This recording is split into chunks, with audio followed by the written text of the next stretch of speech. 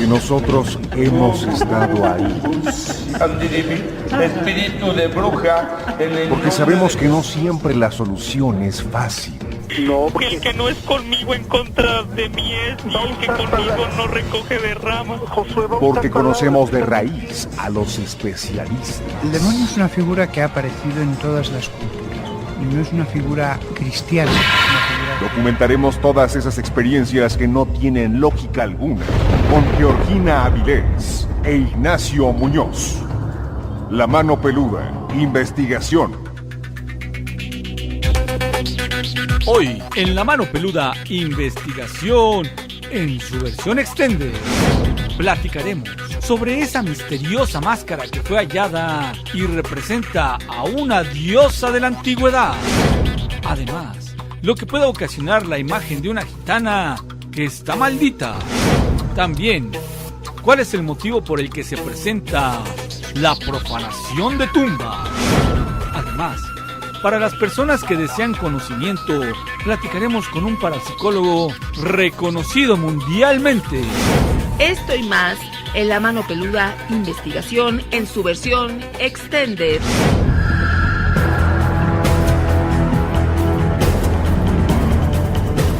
Llegó la hora de poner las evidencias sobre la mesa. Fantasmas, voces, apariciones, psicofonías, mitos y leyendas que rodean al mundo sobrenatural quedarán al descubierto aquí en La Mano Peluda, investigación.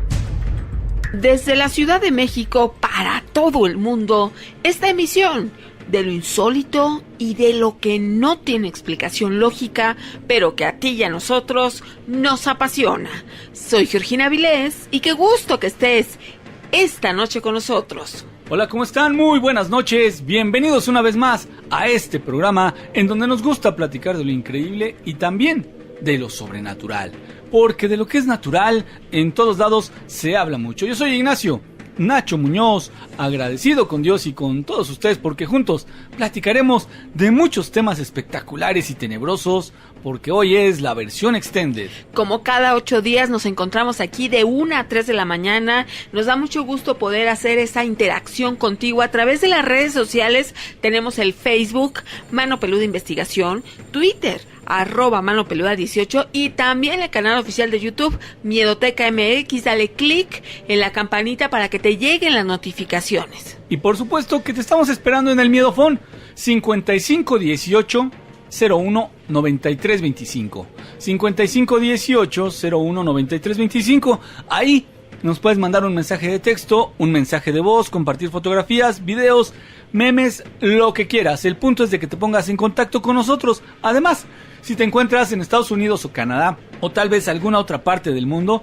bueno, simplemente tienes que anteponer el signo de más 521 5518 01 93 25. Es muy fácil y te estamos esperando. También tenemos esas notas que son insólitas, increíbles. Fíjate que en Egipto fueron encontrados bajo tierra una magnífica colección de máscaras de plata en el féretro de la diosa del cielo. Lo que es impresionante es que pues esta máscara, la última que fue encontrada en 1939, parece ser que perteneció a antes de la conquista de Alejandro Magno. Se conoce el paradero de muy pocas máscaras de metal. Lamentablemente, a lo largo de los años, las tumbas han sido saqueadas. De ahí la relevancia de que hayan encontrado entre estas específicamente la llamada de la máscara de la diosa del cielo. Nacho, situaciones que se encuentran en el mundo, pero también son relevantes de acuerdo a lo que tienen de historia detrás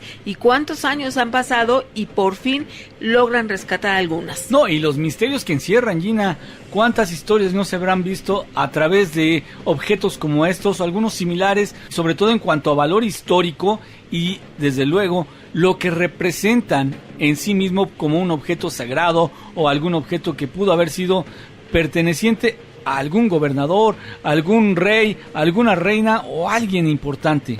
Además, en estos temas de lo insólito y lo sobrenatural también tomamos la ufología. Y fíjate que un helicóptero interceptó supuestamente a un ovni. Cámaras de Los Ángeles, California, captaron el momento exacto en que este helicóptero del Departamento de Policía gira alrededor de un objeto volador no identificado de manera poco usual. El video velozmente se hizo viral en las redes sociales, pero hay quien dice que solo se trataba de un dron o podría ser un globo. Minutos más tarde, aquí en México, se tomó otro video donde se puede observar un objeto similar al del video. Fíjate, comparándolo, se parece mucho a este video de Los Ángeles, California, y esto ha desencadenado varias teorías sobre este extraño objeto volador. Aquí nuestro amigo Daniel Romo, Nacho, bien nos podría dar más información, porque si bien podría ser un dron o un globo, pero no podría estar aquí en México y en Los Ángeles al mismo tiempo. No, difícil condición. Necesariamente hay algo ahí extraño, aunque te voy a decir que últimamente se han estado dando algunas pruebas. Recientemente se publicó que en Las Vegas, Nevada, lanzaron unos cohetes, digamos tipo bomba nuclear, pero obviamente sin carga de detonación. Solamente era para ver la dirección, digamos que la estrategia que se podría emplear para utilizar este tipo de elementos militares, de elementos bélicos. Además, Gina, hicieron también el lanzamiento de algunos globos sonda, como le llaman, y bueno, actualmente, a través de los drones y la tecnología, podríamos sospechar casi de cualquier cosa. Por otra parte, estamos también recibiendo estas experiencias a través del Miedofón. Tú puedes grabar tu mensaje de voz y lo vamos a ir insertando poco a poco. ¿Y qué les parece si escuchamos uno de ellos? Buenas noches, se trata de lo siguiente. Esto nos pasó hace exactamente 3 meses. Yo me disponía a trabajar allá a la colonia Guerrero. Pasa de que eran como las 12 de la noche y una señora como de unos 60 años se me acerca y me dice que me ha ido muy mal y que ya me puede ayudar. Pues no le presté atención. Para esto, pues, entro a la casa en la que iba a trabajar y pues trabajé un rato, era en la noche, ya como eso de las 3 de la mañana, me acosté y me quedé pensando en la viejita y pues me dormí y en mi sueño la vi, que me decía, ten esta foto, me daba una foto de una gitana, pídele lo que quieras, ella te va a ayudar. Y sí, ¿no? Pues me quedé pensando en eso. Al yo disponerme a regresar a mi casa, que vivo aquí en Ecatepec, paso a ver un amigo que, pues él me ha platicado que le ha ido muy mal también, y de hecho anda en esas onditas de satanismo, y me dice, bueno, oye, ¿cómo viste, o sea, cómo soñaste esa gitana? Ya le expliqué y me muestra en un libro la foto, pero era una así ya como de bastantes años. ¿Era esta? No, que sí. La vi y demasiado miedo me dio. Me dijo, esto representa el mal, llévatela porque ya quiere estar contigo. ¿Cómo? Bastante miedo, de hecho ahorita ando un poco tembloroso, que nada más de pensarlo, ¿no? Y me la dio. Yo, pues, ya necesitado de dinero, me encomendé a ella. Pasa de que, pues, le pedí dinero y como a los 15 días, sobre el camino ahí en San Cristóbal de Ecatepec, me encontré una cartera con 7,000 pesos. Y, pues sí, efectivamente me ayudó. Pero, pues, en mi casa empezaron a haber muchos problemas. Pues, o sea, no tengo explicación para ello. Y pues dije, ya, esto sí es malo, como él me dijo, y me quise retirar. Ya no quise verla ni nada, porque simplemente la imagen llamaba a uno a besarla, le daba uno tentación de besarla, de estar con ella. Entonces dije, ya hasta aquí. ¿Y cuál fue mi sorpresa? Que cuando yo dije eso, al otro día falleció el amigo que me la había dado. Mi amigo tiene 2 meses que murió y todo a consecuencia de esto. Él me dijo que así como podía ayudar, era muy peligrosa. Él en vida me decía que él tuvo muchos problemas con la ley y estuvo en reclusorio. dice que pues un amigo de adentro le dijo: mira, encomiéndate a esta persona, a la gitana, encomiéndate a ella y te va a ayudar. Dice que él sí, ya pues viéndose necesitado, por eso entró a lo del satanismo y todo eso. Se encomendó a ella y pues a los 15 días salió de la cárcel. Se empezó a meter más y más y más y más. Pues pasó lo que pasó. Gracias. Muchísimas gracias por compartirnos esta extraña experiencia. Ya quedó aquí en estos archivos y tú también puedes hacer lo mismo. Graba tu mensaje de voz y de esta manera vamos a tener oportunidad de escuchar más experiencias de lo sobrenatural. Oye, pero fíjate cómo el origen de esto vino y lo sobrenatural, que primero lo soñó. O sea, este amigo soñó primero que una viejita le entregaba una imagen de una gitana. Posteriormente él se lo platicó, o sea, lo dejó tan impactado que lo comentó con su amigo. Y su amigo le dijo: a ver, ¿cómo era? No, pues así asado. Y resulta que era una estampa o una imagen que tenía en su propia casa. Y esto aparentemente tenía algún poder sobrenatural. Y desde luego él se la llevó porque le dijeron que la gitana se quería ir con él. ¿Qué te parece que te reportas al Miedofón 5518-01-9325? Y también puedes ingresar a www.miedoteca.mx.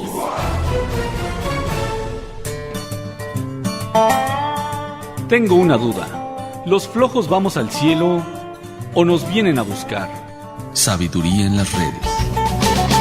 Regresamos y además recuerden que también pueden ingresar a la página www.miedoteca.mx. Estamos recibiendo todos sus mensajes a través del Miedofón. Leti Chávez dice: yo recuerdo que cuando estaba chiquita mi hermana me llevaba al mirador en Nuevo Laredo, que porque desde ahí se veían las brujas volar. ¿Alguien de Nuevo Laredo que se acuerde de esto? Bueno, aquí es una invitación que está haciendo Leti para si tú vives en aquella zona y has oído hablar de esto de las brujas que desde ahí se observaban, pues que nos compartas tu experiencia. También tenemos a Ramón Cedeño de Puebla. Dice: les comparto el Salmo 126.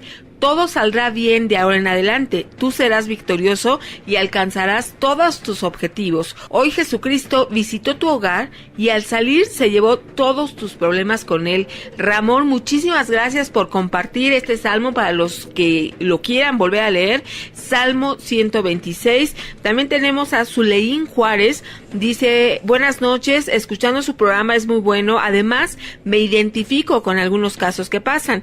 Quisiera pedirles que me recomienden quién me puede ayudar, ya que en mi casa espantan mucho y hemos hecho ya de todo lo posible, pero las cosas no se tranquilizan. Me gustaría me pudieran asesorar. ¿Qué te parece, Zuleín Juárez García, que te comunicas con nosotros para que ya nos hagas una explicación mucho más detallada? Así es, eso sería muy útil y te podríamos dar primero nuestro punto de vista y ya juntos, entre tú y nosotros, pues buscar a ver quién te podría auxiliar dependiendo mucho de lo que nos cuentes, ¿no? ¿Y qué les parece que ahora nos vamos con un archivo secreto de la mano peluda? La vida alegre de un tomador empedernido y una fiesta de pueblo fueron la causa de que una familia tuviera una aterradora experiencia con el mundo sobrenatural. Estos son los archivos secretos de la mano peluda. Gaby y su familia salieron de viaje a una fiesta en un pueblo del estado de Veracruz.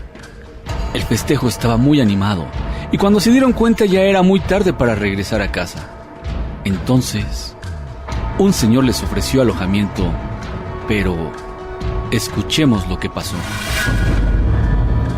Yo vengo de una familia muy humilde. Mi papá antes le gustaba tomar, iba a los pueblitos, pues a tomar, ¿verdad? Y nos llevó mi papá, yo tenía como 10 años, mi hermana la otra como 9 y la otra 7. Y ahí mi papá se puso a tomar y llegó la hora de que ya fue noche y ya no nos pudimos regresar a la Ciudad de México. No había transporte, dice mi papá, bueno, ya me voy con mi familia, no hay transporte. Y dice el señor con el que estaba tomando: ¿sabes qué? Me caíste muy bien, hicimos muy buena plática, te invito a mi casa, te ofrezco mi casa para que te vayas a quedar con tu familia. La entrada de la casa estaba deteriorada, mucho mucho polvo. Y el señor nos brindó su casa, dice, mire, tengo 2 camas, se pueden acostar ahí sus hijas y ustedes aquí. Nos enseñó la casa. Todo parecía normal, ya que el señor era muy amable, agradable, exageraba en lo buena gente. Sin embargo, las cosas se empezaron a poner muy extrañas y Gaby recuerda que aquella persona le reveló a su papá un secreto que les dio 1000 vueltas en la cabeza. La mesa tenía bastante polvo, incluso había un jarrón de barro, bien que me acuerdo que yo tenía una sed y estaba lleno de polvo, como unos 5 o 6 años. Tenía una sed que yo decía, Dios mío, quiero agua, y mis hermanas igual. Dice, señorita, les voy a mostrar dónde pueden agarrar agua. Fuimos, nos sacó, había como un terreno para atrás la casa. Un terreno, había un pozo y el señor dice, mire, yo le voy a decir una cosa, señor, porque usted me cayó muy bien y vio a sus niñas. Aquí hay dinero enterrado. Y en este pozo, si usted mueve, hay dinero enterrado. Y mi papá dice, ay, es cosa de borrachos, ¿no? Y dice, en esta llave que está tirando de agua, hay dinero también enterrado. Para entonces, la percepción de todo ya había cambiado. La situación se había transformado en un episodio muy tétrico que se volvió en aterrador. Cuando se fijaron en detalles de la casa y de los inmuebles que solamente algo fuera de esta dimensión podía explicar. Cuando vimos toda la casa abandonada, las colchas abandonadas, o sea, las sábanas sucias, llenas de polvo, todo lleno de polvo. Nos acostamos, aquí acuéstense ustedes, yo mañana los veo a las 9 de la mañana. Nos acostamos, se apagaron las velas porque había velas, no había luz. Pero yo sentía un frío, mis hermanas dijimos un frío, pero frío, que aunque teníamos una cobija, nos calaba la frente, la cara, un frío. Y lo que yo vi que el señor apagando la luz, nos tocó en la frente a las 3, a mis hermanas y a mí. Pues ya el otro día nos levantamos en la mañana, nos lavamos, fuimos a la llave y mi papá dice, ¿tú le crees al señor? No ha llegado, eran las 10, las 11, habló con mi mamá, dijo, no llega. Dice, vámonos, no ha llegado. Esa noche, sin duda, marcó un pasaje en la vida de la familia de Gaby. Todo transcurría al filo de la incertidumbre y lo increíble. Lo primero que les hizo sospechar fue que un desconocido les ofreciera alojamiento. Después, que les confesara la existencia de un tesoro muy valioso, pero lo verdaderamente raro sucedió a la mañana siguiente. Y después salimos y había una tienda enfrente y le pregunta a mi papá a la señora, ¿no ha visto al señor que vive aquí enfrente? Le dice, ¿sabe qué? Ahí no vive nadie. Esa casa tiene como 10 años abandonada. El señor falleció hace como 5 años. Y el papá se quedó paralizado, dijo, no puede ser, si en la noche lo vimos, nos mostró la casa, él nos brindó hospedaje. No, esa casa está abandonada, no se sabe nada de nada. Mi papá dijo, no, ¿sabe qué? Le dijo mi mamá, vámonos, yo tengo miedo de que me vayan a acusar de algo. Ya nos regresamos a México y esa anécdota siempre la hemos tenido presente. Fue una persona buena, ya había fallecido, pero fue una persona buena. Las palabras de la tendera calaron fuerte en lo más profundo de sus mentes porque para ella todo fue real. La forma de conducirse por la casa, la gracia y la simpatía del señor eran como una especie de broma macabra. El caso de esta familia, que interactuó con un fantasma que inclusive los tocó y los paseó por la casa, no es una invención. En los archivos secretos de La Mano Peluda tenemos más casos similares que, por supuesto, pondremos a su consideración aquí, en La Mano Peluda Investigación.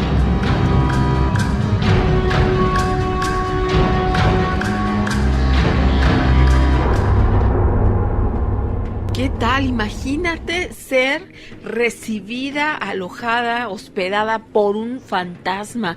Esto realmente impresionante, porque además que te diga, Nacho, que hay un tesoro, y es que precisamente si se les apareció es que era determinada para ellas, ¿no?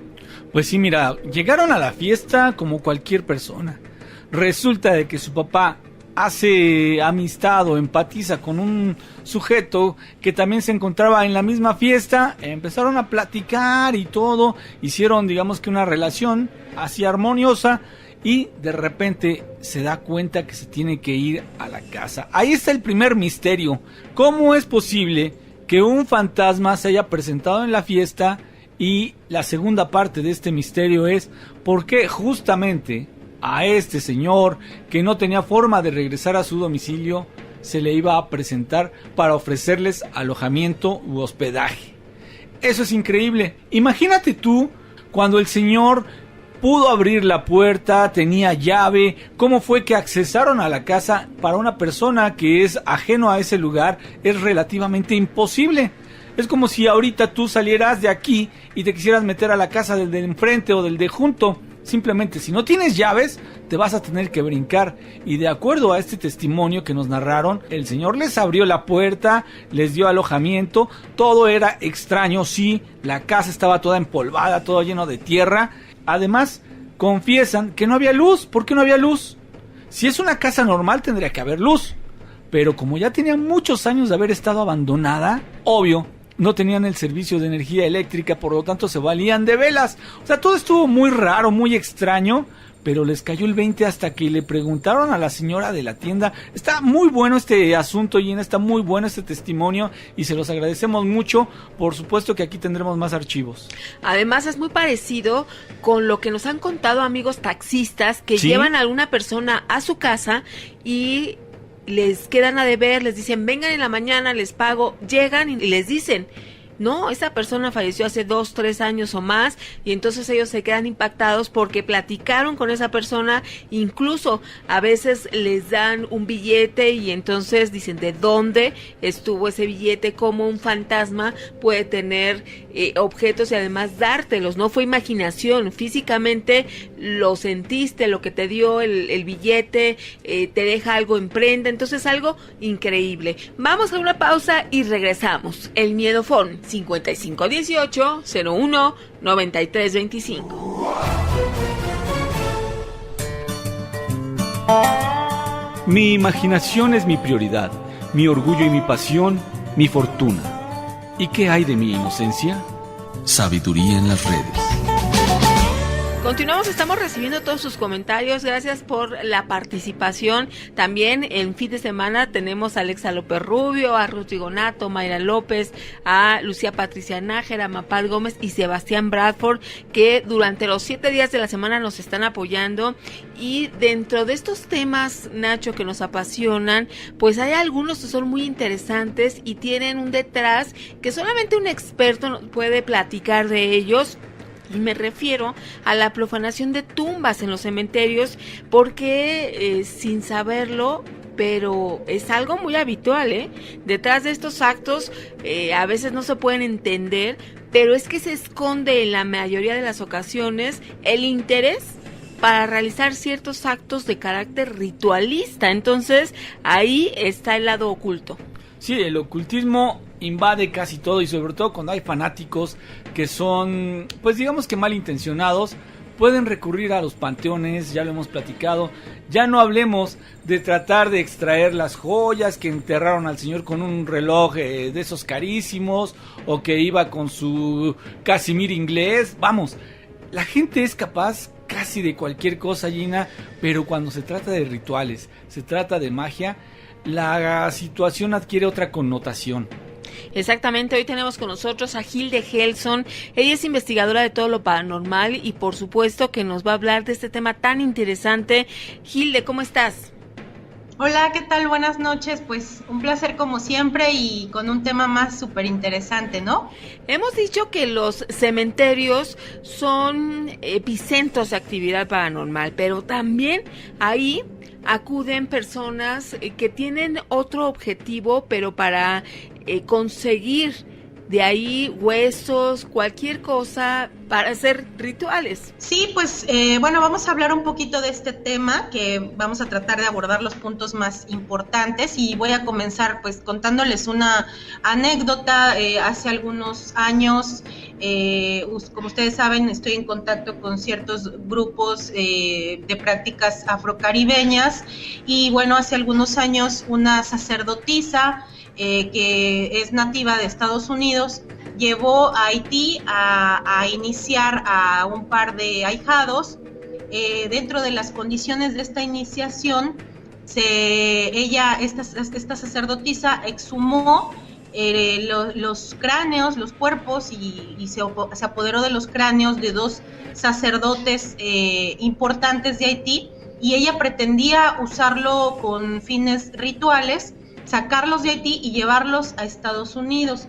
Se supondría que ella habría perdido permiso a estos espíritus y que ella habría podido hacer esto, consumar este acto. Sin embargo, en el aeropuerto estas personas fue encontrado estos restos en sus maletas y fueron directamente a la cárcel. Obviamente a la sacerdotisa no le pasó nada, ella no llevaba nada en la maleta, así que fue puesta en libertad. Ella pudo tomar su avión, pero en este caso sus ahijados no, se quedaron en prisión en Haití.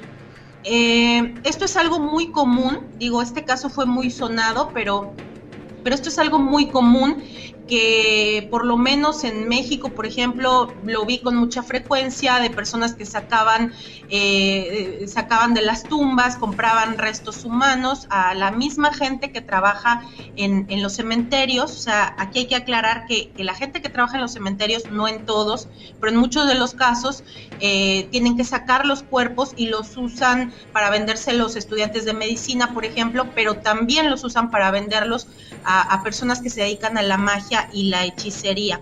Entonces, pues muchas veces podemos estar viendo una tumba y pensar que ahí está reposando el cuerpo de alguno de nuestros parientes o algún conocido, y quizás ese cuerpo ya no se encuentre ahí y esté en algún otro lugar y esté siendo usado para otros fines que no es precisamente pues el reposo que se esperaría en un cementerio.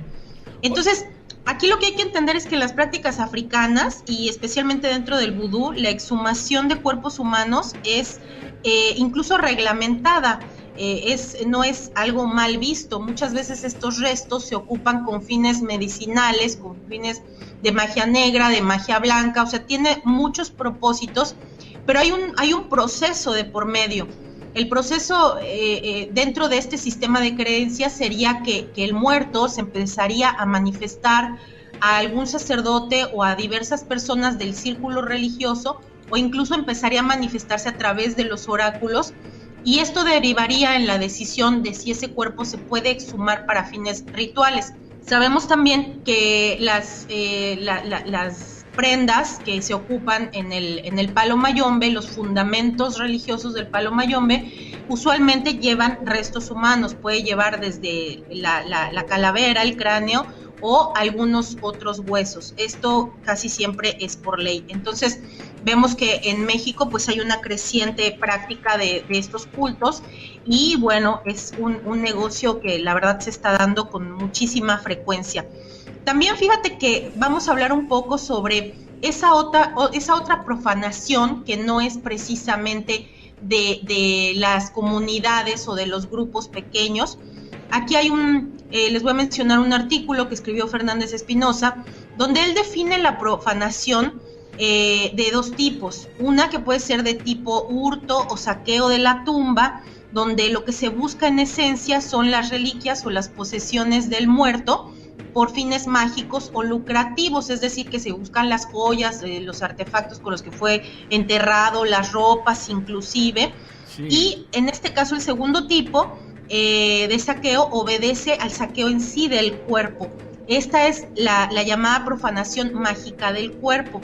Entonces, hay veces que hay profanaciones vandálicas cuando se detesta al personaje en cuestión, y este odio que se le tiene a este personaje lo que provoca es que se destruyan los restos, incluso se quemen o se esparzan, tratando de desaparecer a esa persona.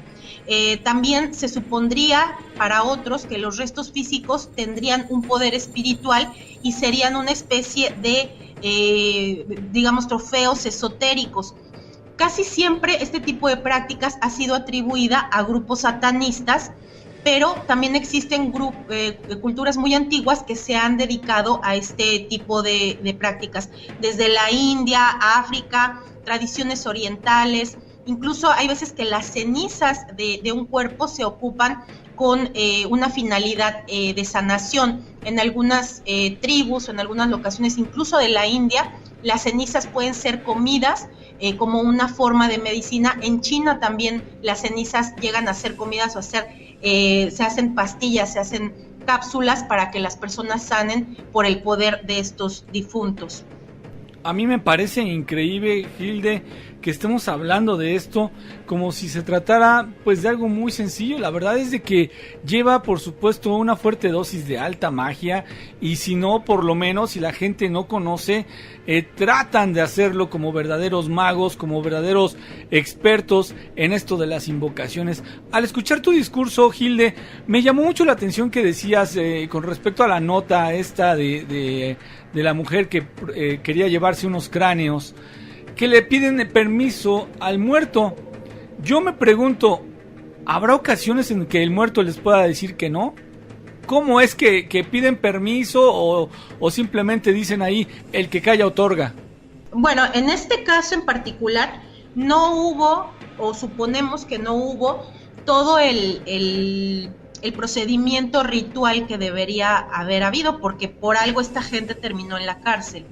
Evidentemente, si ella hubiera hecho una buena operación mágica, ella habría podido llevarse estos cráneos para poder fundamentar su templo en Nueva Orleans, en Estados Unidos. Pero obviamente algo no se hizo, algo no salió bien, y por eso este caso terminó como terminó, con 2 personas en la cárcel.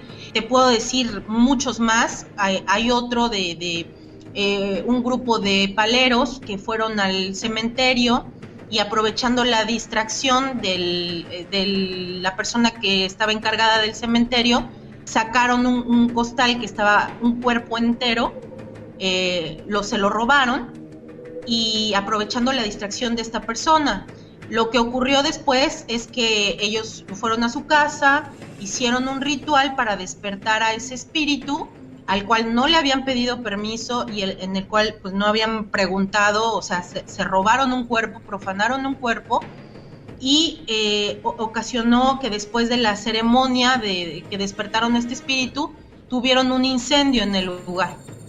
Ya. Entonces, hay un costo grande cuando las personas hacen este tipo de profanaciones, porque no todos los restos, digamos, hablando desde la liturgia de determinados sistemas de creencias, no todos los cuerpos ni todos los espíritus pueden obligarse a trabajar o pueden ocuparse con fines rituales. Por ejemplo, si tú eres una persona muy, digamos que seas budista, y de repente ocupan tu cuerpo para hacer rituales satánicos, pues no vas a estar muy contento. O si tú eres muy cristiano y de repente te quieren ocupar tu cuerpo para rituales de santería, tampoco vas a estar muy contento, ¿no? Es una manera de perturbar los espíritus y perturbar, pues obviamente, el linaje de ancestros. Sí. Entonces, sí hay que tener mucho cuidado con este tipo de cuestiones. Sí. Ahora, también... Hilde, interesante postura. Mira, vamos a hacer una pausa y regresamos y ahorita lo comentamos, ¿sale? Dale. Estamos esperando tus comentarios a través del Miedofón 5518-01-9325.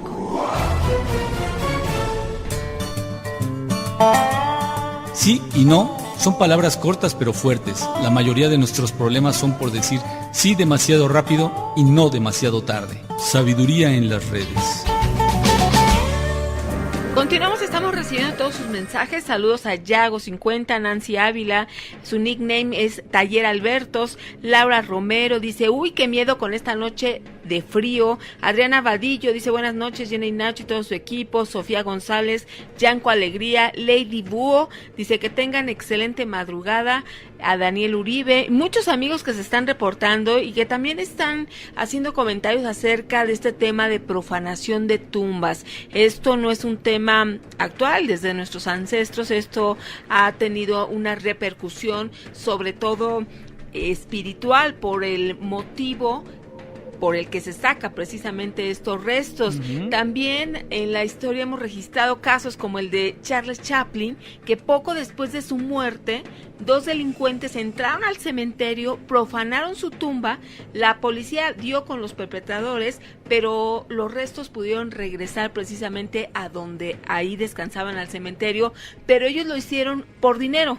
Entonces hay muchos objetivos que personas ven este lugar, al panteón, al cementerio, al camposanto, como un lugar en el que pueden obtener beneficios. Sí, desde luego, y no hemos hablado de, a lo mejor sería a punto de otro tema, por cierto, el hecho de las maldiciones, cuando hay personas que profanan tumbas, las más famosas y conocidas obvio son las de Egipto, la famosa maldición de Tutankamón, pero no nada más ahí existen maldiciones por profanar tumbas, eso es en muchas partes del mundo, tal vez después lo podamos abordar con Hilde. Mientras tanto, estábamos platicando sobre ese aspecto mágico, ¿no? Ritualístico, en donde son utilizados restos humanos. Hemos hablado también de que en algunas ocasiones hay personas que lo único que quieren son cosas materiales, ¿no? Es decir, un reloj, unos aretes, alguna alhaja, como bien mencionaba Hilde Helson, con las que fueron sepultados estas personas, ¿no?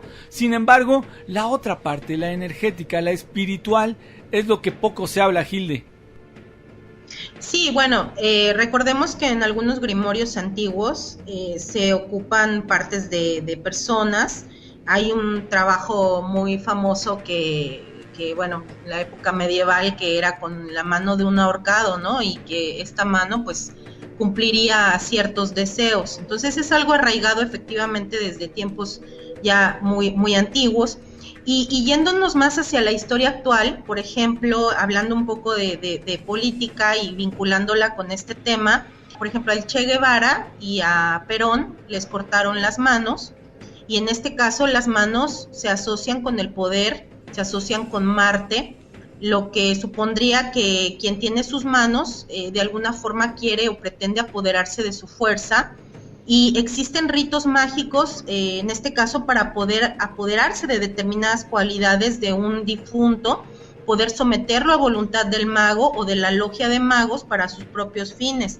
Hay muchos grupos esotéricos, masones y de muchos otros de naturalezas que operan de esta forma.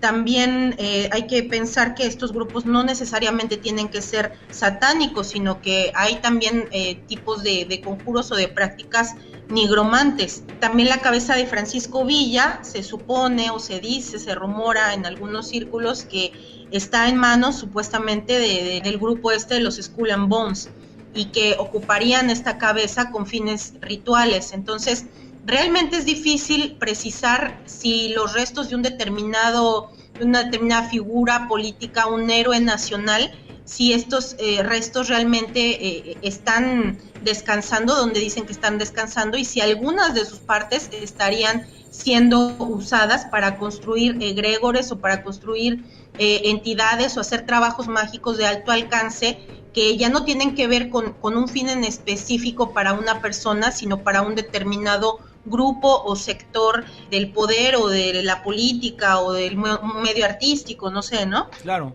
Por ejemplo, a Shakespeare, ¿no, Hilde? Que se dice, no se ha comprobado, pero que profanaron su tumba y que le sustrajeron el cráneo. Entonces, esto ha sido parte como de una leyenda. Sin embargo, pues también es de los famosos personajes que en el mundo se ha dado esta información a conocer de la profanación de su tumba. La verdad es de que nosotros tendríamos que ver el cuerpo y no tendríamos cómo saber que ese cuerpo es realmente de quien dicen, ¿no? Incluso es posible que hasta por eso se oculte donde descansan los restos de ciertos guías espirituales, justamente para que no se corrompan esos restos o esos lugares que ya quedan de alguna forma sacralizados e impedir que magos oscuros o logias oscuras, pues bueno, de alguna manera tengan acceso a estos restos, porque pues de alguna manera el cuerpo se vuelve también una especie de sacramento, ¿no? Se vuelve algo que tiene un poder especial, se vuelve un objeto divino y un objeto también de culto. Entonces, por eso quizá también permanecen ocultos todas estas tumbas, ¿no? Que en teoría pues no sabemos dónde están realmente, por ejemplo en el caso de Jesucristo, ¿no? O de otros líderes espirituales, pues por eso se ocultan. Y precisamente por eso, por ejemplo, los tibetanos pues tienen como filosofía pues que el cuerpo directamente desaparezca para evitar justamente que esa esencia espiritual de los lamas pues se pueda ser apoderada por algún mago oscuro o pueda ser atrapada en la tierra de alguna manera, ¿no? Ok, bueno, Hilde, por otra parte, mira, sabemos que precisamente eso es lo que hace grandioso a Jesucristo, que él no se pudo localizar en la tumba, sino que todo indica, de acuerdo a las escrituras, que él resucitó. Entonces es la famosa resurrección. Por lo tanto, eso es lo que le da el estatus o le da un nivel superior al de Buda, al de algunas otras personas que son adoradas como deidades, porque de él exactamente no se tiene un cuerpo que tocar, que ver una vez que ya murió en su ámbito terrenal, ¿no?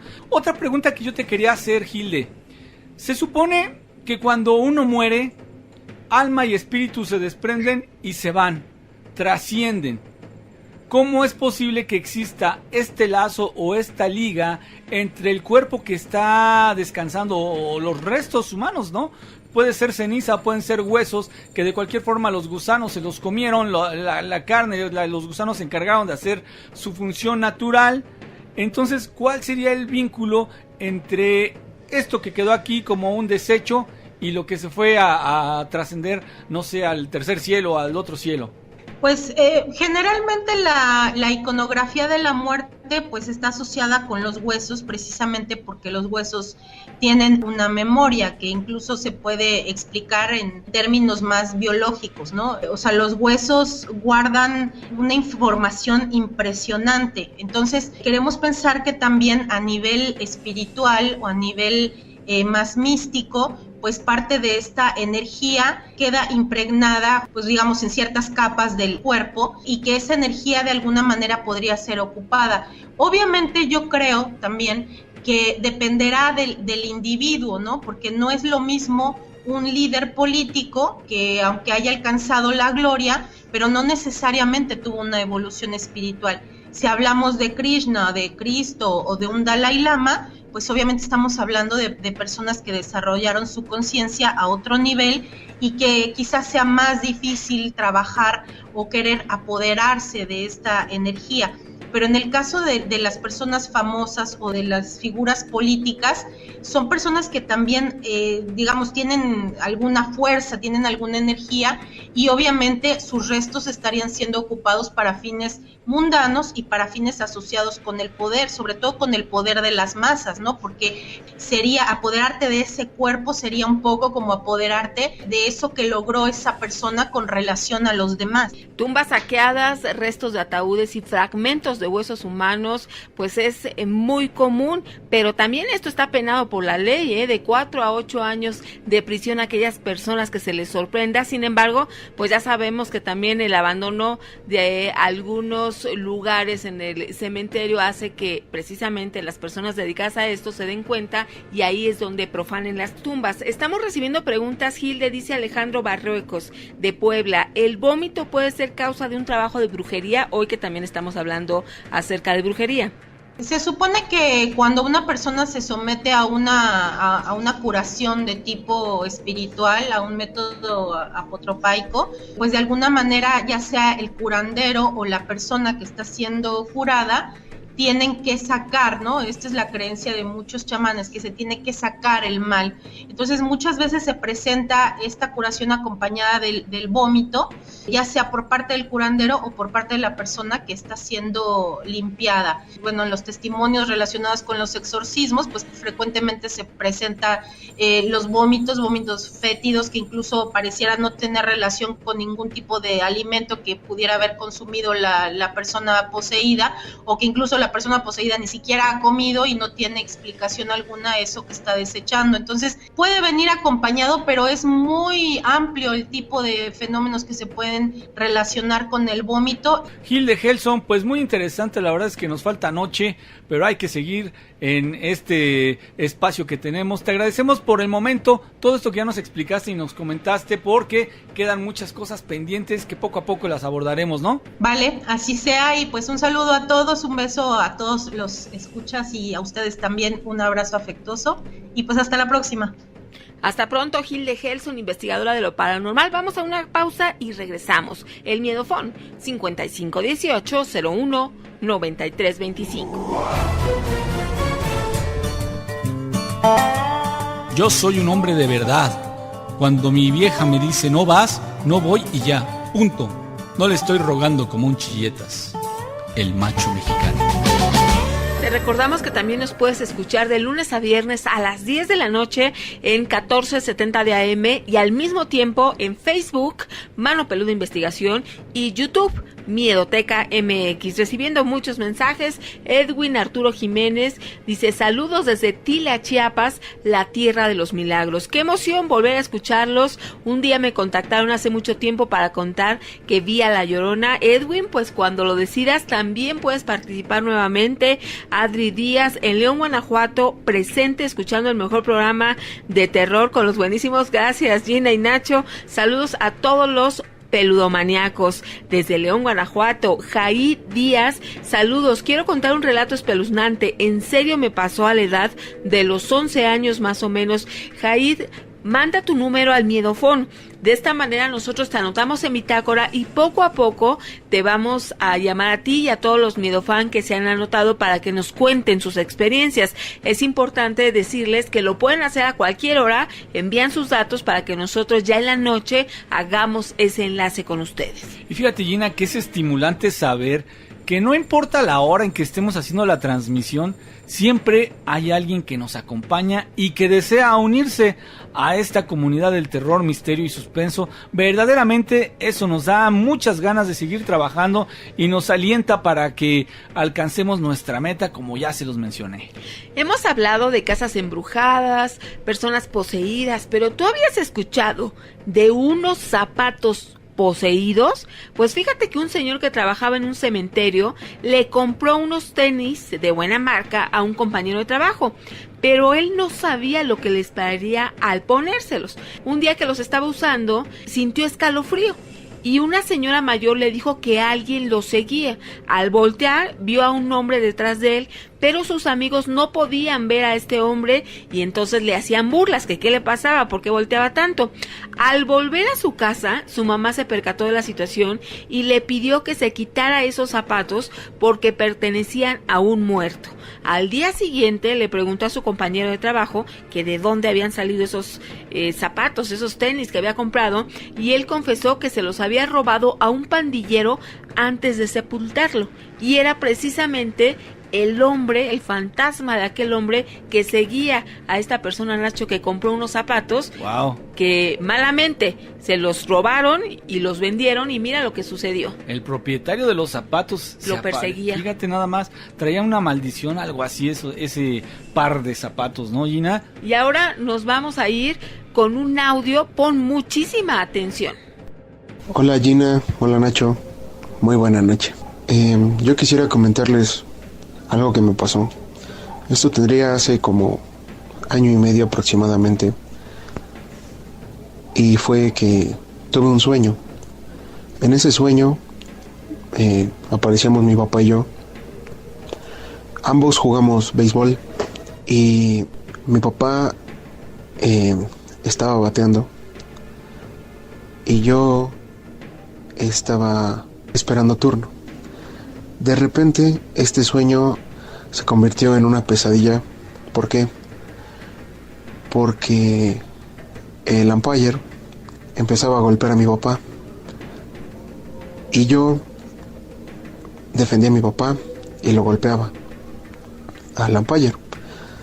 Entonces da un giro el sueño y resulta que no estábamos ya en el campo de béisbol, estábamos en una casa. Esta casa era de 2 pisos y este umpire se mete a una puerta de esa casa, muy golpeado porque ya lo había golpeado, y le digo a mi papá que él cómo se encontraba. Bueno, él me comenta que se encontraba bien y que no había ningún problema, que gracias por defenderlo. Cuando yo voy a buscar a este umpire, al pararme enfrente de esa puerta, él sale con una forma demoníaca, con alas y con una cara de demonio, con cuernos. Entonces, yo le digo que no tengo miedo y que lo voy a enfrentar. Entonces, él me tira un golpe en la cara, pero me lo logro quitar. Cuando yo me abalanzo hacia él para golpearlo, pero no surtía ningún efecto. Entonces este ser me abraza y me hace una presión y yo lo sigo golpeando en la cara, pero no le hago daño.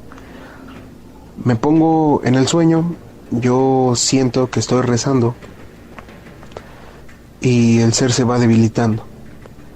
Entonces, de la nada me aparece una imagen de un santo, que me parece que es el Santo Niño Doctor, y me aparece esa imagen en la mano. Entonces, yo le digo, con el poder de esta imagen, a ti te desafío, y lo empieza a golpear. Entonces veo que a este ser le empieza a salir humo de la cara, porque es donde lo estaba golpeando. En eso me suelta, y en el sueño ya no aparece mi papá, sino aparece una mujer que no logro recordar si es mi mamá o si es alguna de mis primas, no lo logro recordar. Pero la levanta y yo me abalanzo otra vez sobre él y lo llego a pescar del ala. Cuando él va volando hacia arriba, en eso yo le sigo con la imagen entre la mano con el puño cerrado y le digo, con la bendición de Dios, ahorita vas a caer. Entonces lo sigo golpeando y lo sigo lastimando, pero le sale humo de las partes donde yo lo golpeo. Cuando él se gira, me llega a enterrar su cuerno en la parte del estómago y siento cómo me atraviesa. Bueno, lo sigo golpeando y este ser demoníaco suelta a la mujer que llevaba consigo y me vuelve a agarrar. Me agarra con su mano de su cabeza porque yo tenía el cuerno enterrado.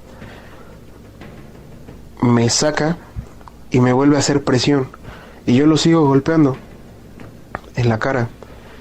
Entonces, cuando yo digo que con la fuerza de mi amigo Jesús yo lo voy a derrotar, le meto un golpe, pero hagan de cuenta que íbamos volando pero hacia abajo. Cuando yo le doy este golpe final a este ser, él me suelta y caigo, pero como si cayera hacia arriba. Cuando yo caigo, siento que caigo en mi cama, como si hubiera brincado hacia mi cama, y siento como todo se mueve y despierto en el momento. ¿Ustedes podrían decirme qué tipo de significado es ese sueño? Bueno, Y ahora, con respecto a este sueño, yo todavía en ese entonces vivía en casa de mis abuelos, donde vive mi papá, ¿no? Y de un tiempo para acá, como que desde ese sueño para acá, a mi papá le han pasado cosas raras. Se enferma muy seguido del estómago, tiene vómitos muy constantes, él ha bajado de peso, y de que yo me separé de la familia, él se ha encontrado un poquito peor, ha empeorado. Cada martes o cada viernes, él enferma. O sea, por decir, si hoy viernes él está bien, para de aquí 8 días martes, él se siente mal. Y si de aquí 8 días martes él sigue bien, para dentro de 8 días viernes, él se pone mal. ¿Ustedes podrían decirme qué es lo que sucede o qué es lo que puede pasar? ¿Tendrá algo que ver con mi sueño? ¿Mi sueño me habrá advertido una cosa más? Cuando yo caí y desperté, en la parte donde este ser me había perforado con su cuerno, me dolía. Y hasta la fecha siento así como ese dolor interno, como si ya sea que me duela el estómago, me duela la parte de la espalda de atrás, pero justamente por donde yo sentí que pasó su cuerno.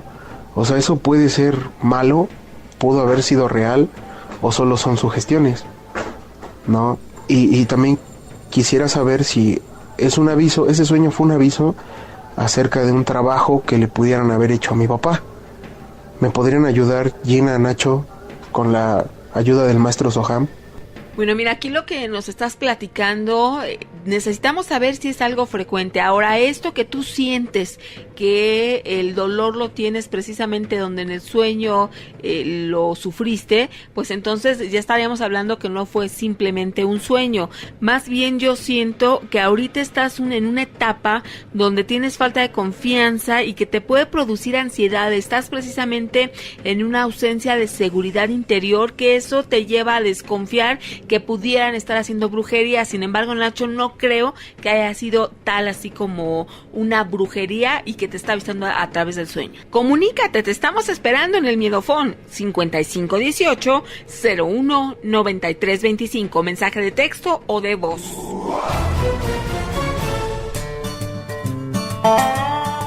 El que no quiso cuando pudo, no podrá cuando quiera. Atentamente, la oportunidad. Sabiduría en las redes.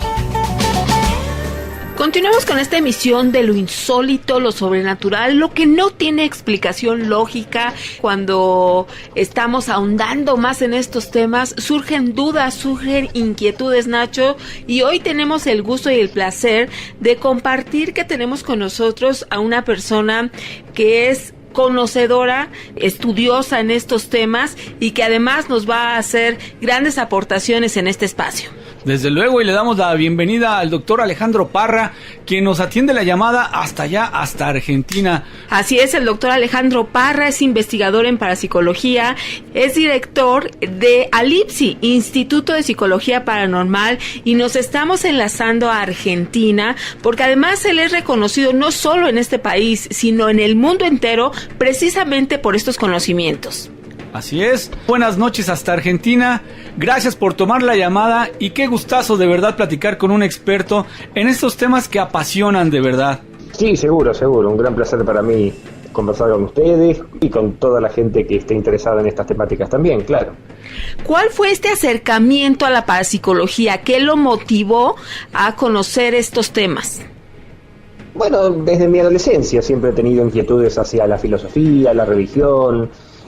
No tengo una experiencia puntual que pueda ser el disparador o el evento inaugural de mi interés por estos temas, pero siempre tuve una apertura especial hacia temáticas no convencionales y yo desarrollé prácticamente toda mi carrera en el ámbito de la ciencia, sobre todo en las ciencias sociales, y en general, bueno, desde muy joven siempre tuve inclinaciones, inquietud para profundizar en estas temáticas y bueno, he llegado a esta altura de mi vida con un enorme caudal de, actividad científica y titulaciones y otras actividades y he dado un poco la apertura para que este tipo de temáticas comience a interesar a los académicos y a los científicos argentinos, y hasta ahora ha resultado, digamos, exitosa en varios aspectos, y actualmente nucleamos a un equipo de profesionales, físicos, médicos, psicólogos, sacerdotes y otras gentes interesadas en estas problemáticas. Yo creo que los países más interesados, sobre todo en estos temas, son Argentina, México, España, y dentro de este ámbito, los fantasmas pues mueven muchas concepciones, muchas creencias, pero para usted, ¿los fantasmas son hologramas o bien son entidades pensantes que pueden actuar por ellos solos, o simplemente se le puede encontrar una explicación a estas apariciones? Bueno, a ver, el tema que nosotros siempre nos hemos interesado es sobre todo la experiencia humana, ¿sí? O sea, más que tener un interés sobre la naturaleza ontológica o la naturaleza física de este tipo de entidades, siempre hemos tenido una preocupación por saber cómo afectan en la psicología de las personas el encuentro con este tipo de entidades, y más que un interés puesto en la naturaleza física de estas entidades, nosotros nos hemos preocupado mucho más en analizar y poder acompañar a personas que han desarrollado la virtud de percibirlo, ¿verdad? Y entonces, bueno, nuestro interés fundamental siempre ha sido el trabajar sobre las reacciones emocionales de aquellas personas que tienen encuentros aparicionales. Pueden ser, por ejemplo, personas que han perdido familiares o seres queridos, que tratan de resolver su duelo frente a esa pérdida irrecuperable, y sin embargo dicen tener experiencias que se conocen como experiencias aparicionales, ¿no? O sea, encuentros con estos seres queridos a través de varias formas de tener estas experiencias. Entre ellas, por ejemplo, una técnica que hemos desarrollado aquí y en otros países también, que es la técnica Psychomantium, que es un tratamiento que se hace para trabajar el duelo en personas que han perdido seres queridos y, digamos, facilitar encuentros con seres que han partido, así como, por ejemplo, entrevistas y trabajos que hemos hecho con mediums o con personas que participan de creencias espiritualistas y que tienen la habilidad de tener enlaces con seres que han desencarnado, así como también experiencias que hemos trabajado en determinados sitios, iglesias, cementerios, hospitales, casas, lugares domésticos, en donde las personas dicen percibir sensación de presencia o percibir visualmente apariciones de entidades, inteligencias desencarnadas. Entonces hemos desarrollado un dispositivo para trabajar psicológicamente con personas que han tenido estas experiencias y que eventualmente puedan despertar como mediums o aparecer como canalizadores de este tipo de percepciones tan singulares que no afectan a todas las personas, afecta más o menos entre el 10 a 15% de las personas que tienen cierto grado de sensibilidad para poder percibirla, ¿verdad? Doctor Alejandro, lo estaba yo escuchando y mencionó algo muy para mí muy llamativo, muy interesante. Es el asunto de esta percepción. Hay personas que nacen con la percepción ya, de hecho no se la pueden quitar, o algunos desearían no tenerla porque en algún momento dado en sus vidas se dan cuenta que han estado conviviendo, que han estado viendo fenómenos raros como apariciones de personas o gente que ellos reconocen como personas muertas. Sin embargo, habrá quien lo disfrute, habrá quien le ponga un sentido analítico a todo este aspecto, pero también los hay que no lo desean. Esto me lleva a la pregunta si es posible desarrollar la percepción cuando no se nace con ella, y por el contrario, si es posible también deshacerse de la percepción. Sí, exactamente. Es una excelente pregunta porque nuestra gran preocupación siempre ha sido trabajar en los dos niveles, tanto en personas que no solamente desean tener este tipo de percepción, sino que hasta un poco, entre comillas, envidian el hecho de poder tener estas percepciones. Me refiero sobre todo en el ámbito espiritista o en ciertos círculos en donde quien tiene el don o el poder o la capacidad de comunicarse con los muertos o con este tipo de entidades son colocados en una suerte de digamos, pedestal sacramentado, ¿no? O sea, son personas que tienen el don o la condición.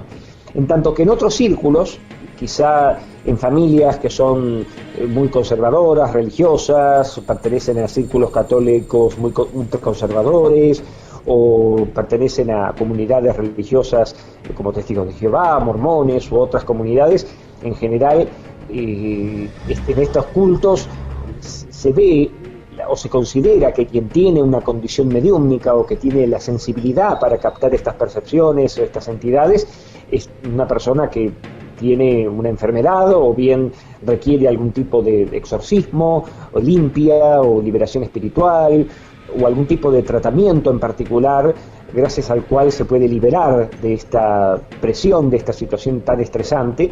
Y trabajamos en los dos polos, ¿no? O sea, personas que desean desarrollar esta aptitud, que tienen una experiencia que nosotros llamamos de mediumnidad seminal, o que es una suerte de protomediumnidad o una mediumnidad que aparece en algún momento de la vida, quizá en la niñez, en donde los niños desarrollan la percepción de sentir presencias, que es la forma probablemente más común, que afecta al menos al 60% de la población, el hecho de tener algún tipo de percepción o de sensibilidad psíquica que le permite sentir que alguna fuerza está en su entorno. Por supuesto, cuando se da vuelta para capturarla o para verla, no encuentra nada. Entonces, esta es una percepción bastante común.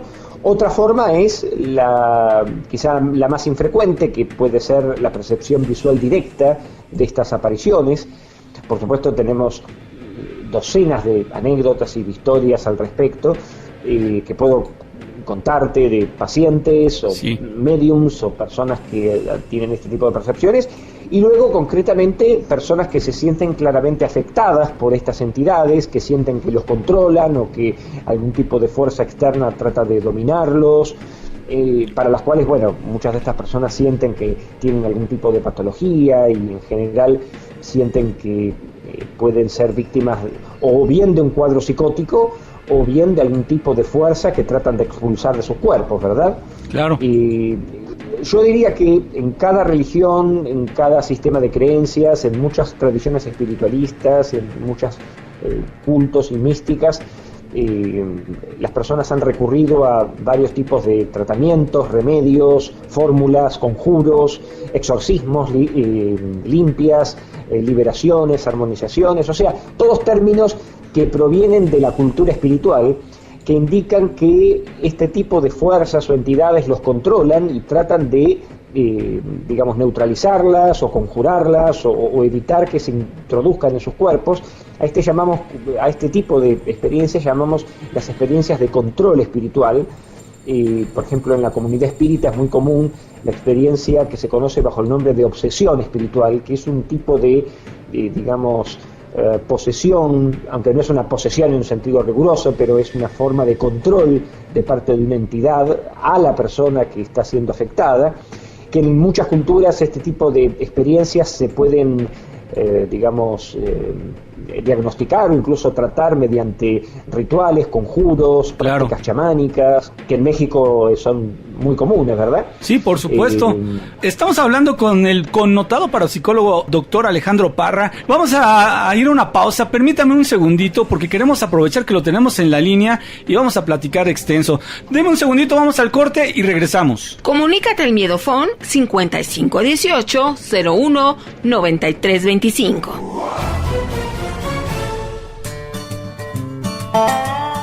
Si la vida te da de palos, hazte una cabaña. Nadie podrá contigo. Sabiduría en las redes. Continuamos, ya estamos recibiendo todos los comentarios cuando se tocan estos temas en específico con algún experto, un especialista que ha estado trabajando durante muchos años, Nacho, estudiando y además compartiendo este conocimiento. Alejandro Parra, él ha sido un investigador, pero también ha escrito en revistas a nivel internacional y hoy está aquí con nosotros. Por supuesto, está muy interesante la charla. Platicábamos antes de irnos a la pausa sobre estos aspectos que tienen que ver con la parapsicología y la percepción. Rápidamente uno puede imaginarse este tipo de encuentros cuando una persona siente una presencia de algún familiar o alguien que se reconoce como persona muerta. Es decir, alguien que en algún momento tuvo vida, sin embargo, por alguna razón se sigue manifestando, aunque no todos los podemos ver, sí hay algunos que los captan perfectamente y de eso precisamente es lo que estamos platicando con el doctor Alejandro Parra. ¿Cómo es posible que algunos niños, sin saber lo que están viendo, pueden asegurar que tienen enfrente al abuelito o a alguien que ellos ni siquiera conocieron? O inclusive reciben mensajes del tipo de: papá, dice mi abuelito que lo que estás buscando está abajo de la guantera, del cajón de no sé dónde. Vamos, dan mensajes, pero ya muy directos, y son tan específicos que los mismos papás aseguran que no habría motivo o razón para que el niño supiera este tipo de conocimiento o este tipo de información, debido a que ni siquiera conocieron al abuelito. Pero aquí lo importante y lo medular sería si esta percepción que tienen los niños puede ser confiable o no es confiable, es decir, puede haber alguien que los trate de engañar, o cuál sería la postura. No, en términos generales, yo conozco muchísimos casos de niños que han confesado a sus padres, que han tenido algún tipo de encuentro. El caso que recuerdo siempre, que nos tocó muy de cerca, es el de un niño que en cierta ocasión despertó a sus padres a la medianoche o tarde en la madrugada, diciéndole que su abuela lo había ido a visitar y porque la había visto a los pies de su cama. Y su padre, algo escéptico, bueno, por supuesto, mandó al niño a la cama nuevamente, enojado porque lo había despertado y molestado. Y a los pocos minutos suena el teléfono en su casa informándole que su mamá había fallecido, y su papá, furioso, va a la cama del niño y le ruega diciéndole que por favor nunca más le diga una cosa semejante porque eso no podía ser, etcétera, etcétera.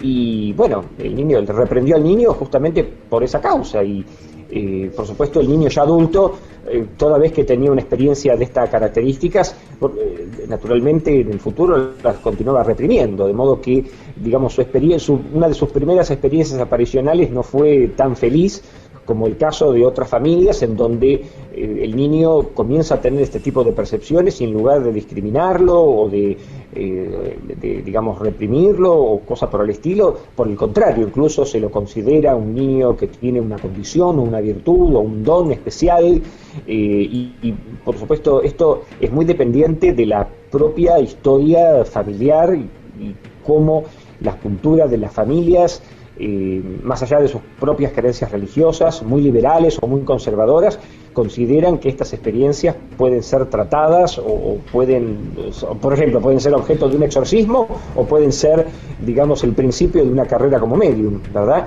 Sí. Entonces, esto por supuesto es muy dependiente de la propia cultura familiar. Uno de los muchos temas que nosotros estamos investigando y que nos resulta sumamente interesante es examinar, por ejemplo, los diferentes estilos parentales, a propósito de tu pregunta tan específica, sí, que tiene que ver con un tema de que nosotros hemos estado investigando actualmente, en el modo en que las familias en general adoptan a sus hijos o los estilos de crianza de los padres sobre niños que tienen este tipo de percepciones. Y es un territorio que yo diría que es prácticamente digamos, virgen de toda exploración y de toda investigación. Ok, doctor, aquí es director en Argentina es director del Instituto de Psicología Paranormal, y me gustó muchísimo el eslogan que tienen, que dice: no creemos, no negamos, investigamos. Y a este respecto, el fenómeno poltergeist, ¿qué resultados o qué información nos podría compartir al respecto? Bueno, nosotros hemos tenido a lo largo de nuestra historia, digamos, mucho interés, sobre todo en lo que es la investigación de estos fenómenos con una mirada neutra, o sea, tratando de no contaminar con nuestras propias creencias los fenómenos y los efectos que hemos visto en las personas. Por lo general, el fenómeno poltergeist es un tipo de experiencia en donde una familia se ve afectada por un joven o una persona, por lo general adolescente, que en su entorno es el epicentro de atención de una serie de fenómenos de actividad psicoquinética. Hablo de psicoquinesis como la capacidad de la mente para influir sobre la materia, en particular el desplazamiento anómalo de objetos, rotura de cristales, efectos electromagnéticos que descomponen equipos eléctricos, computadoras, una serie de acontecimientos que eventualmente en otros lugares ocurren y que en algunos casos llegan a tomar tal grado de intensidad que afectan al entorno familiar, y las familias pueden recurrir a algún tipo de tratamiento espiritual, y en realidad no es otra cosa, incluso la familia lo ve como tal. A nosotros nos tocó investigar un caso en la ciudad de Río Tercero, en la provincia de Córdoba, a unos 400 kilómetros de aquí de Buenos Aires, en donde la familia, fue testigo, y nosotros incluso, en aquel caso, del desplazamiento de objetos y fenómenos realmente muy sorprendentes, los cuales nosotros también fuimos víctimas cuando llevamos las cámaras y los equipos de investigación, en donde piedras de tamaño variable, de hasta 5 kilos, se desplazaban en la casa, rompiendo cristales sobre todo, pero nunca a los miembros de la familia, ¿no? Eso es. Este joven, que por entonces tenía 18 años, en su entorno, la policía, sacerdotes y personas que fueron testigos, incluso se rodearon la casa pensando que había un bromista o alguien que estaba manipulando, y sin embargo la misma policía salió huyendo totalmente aterrada del desplazamiento inusual de estas piedras que entraban a la casa y rompían todos los cristales cuando el chico estaba presente. Y bueno, los fenómenos tuvieron un periodo de actividad durante unas pocas semanas, hasta que después el fenómeno fue desapareciendo paulatinamente, y durante toda durante todo aquel periodo nosotros estuvimos un fin de semana haciendo una serie de exámenes psicológicos al chico, y el chico tenía este don, esta capacidad psicoquinética, que jugaban mucho factores de tipo psicológicos, trastornos de personalidad, un cuadro de epilepsia, que en general está relacionado con otros episodios que han ocurrido en otros países del mundo. De modo que el fenómeno poltergeist es un fenómeno absolutamente genuino, que ocurre ocasionalmente, que no es debido a entidades ni espíritus, sino que por lo general se atribuye a una persona que es el epicentro de esta actividad, y que se distingue muy bien de otro tipo de episodios que en realidad se atribuyen a entidades u otro tipo de fuerzas, ¿verdad?